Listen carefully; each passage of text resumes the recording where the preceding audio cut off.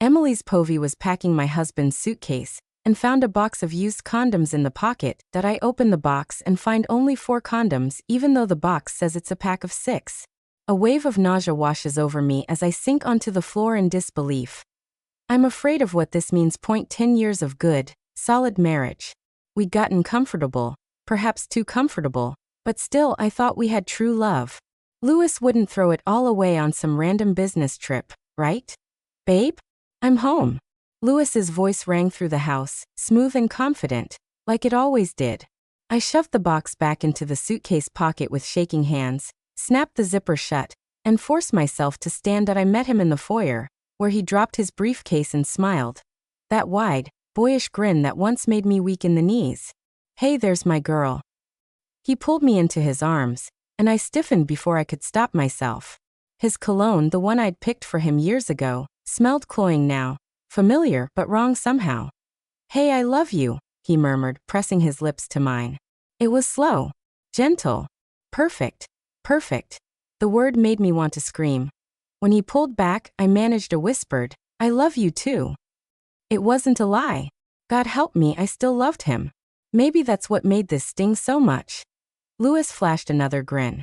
Dinner's on me tonight. Special occasion and all. Right. Our 10th anniversary. A day we were supposed to celebrate, but now I felt like a ghost in my own home. He turned toward the kitchen, loosening his tie. Oh, check my suit jacket pocket, he called over his shoulder. There's something in there for you. A gift. My stomach twisted as I walked to the couch where his jacket was draped.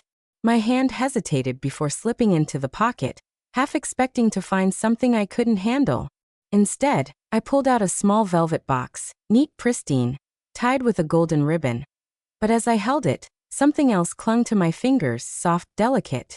I brought it closer and saw it for what it was. A strand of blonde hair. I don't have blonde hair. My throat closed.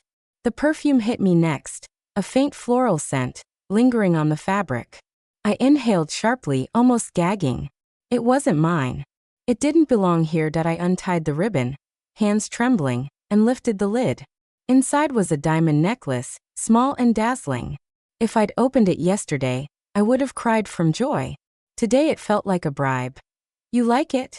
Louis called, his voice light and warm. Hope it's the right style. I couldn't speak. The walls felt too close. My chest tightened. I'll be right back. I forgot I was supposed to drop something off at Mrs. Smith's. I mumbled, barely hearing myself. Mrs. Smith was a kind woman who lived just up the street that I would often chat with on my walks. A perfect excuse to get out of there. What? Louis appeared in the doorway, frowning slightly. Now. I thought we'd order and celebrate properly. I'll be right back. I cut him off, avoiding his eyes. I grabbed my bag and opened the door. Needing to escape before my legs gave out, I pulled out my phone and dialed Maya. Emily? Her voice was bright, almost too cheerful. Hey, Maya. I said quietly, my voice raw. I think something's going on with Louis. There was a pause. What do you mean? She asked, tone sharp now. I found a box of condoms in his suitcase, I admitted, feeling shame heat my cheeks even though she couldn't see me. And perfume on his suit jacket. There's blonde hair on it, Maya. I don't know what to think. Perfume? Hair. Maya laughed, though there was no humor in it. Emily, come on. You're overthinking. Louis has been working himself to the bone lately. Do you really think he has the energy for an affair? It's probably nothing. But stop, she snapped. Don't ruin your anniversary with whatever this is. He loves you. Isn't that enough? It doesn't feel like enough, I whispered, a fist forming in my pocket. Well, it should be, Maya replied curtly. Then the line went dead. I stared at my phone, disbelief knotting in my stomach. Maya had never spoken to me like that before. But something in her voice, it didn't sit right.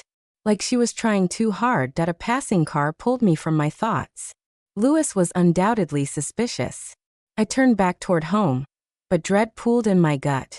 I had no answers, only doubts. When I walked through the front door, the house felt quieter than before. Louis was upstairs, his footsteps moving lightly across our bedroom floor. By the time I joined him in bed later that night, I was too exhausted to confront him. I slid beneath the covers in silence. Louis shifted, turning to me, his arm pulling me close. Good night, love, he murmured sleepily. That I stared at the ceiling. The image of that box burned into my mind. Two missing. Two. That Louis's arm was warm around me, comforting in its familiarity. I let him hold me. Even as every instinct told me to, are you in? At least for tonight. I stayed. At least for tonight. I let myself pretend we were still perfect.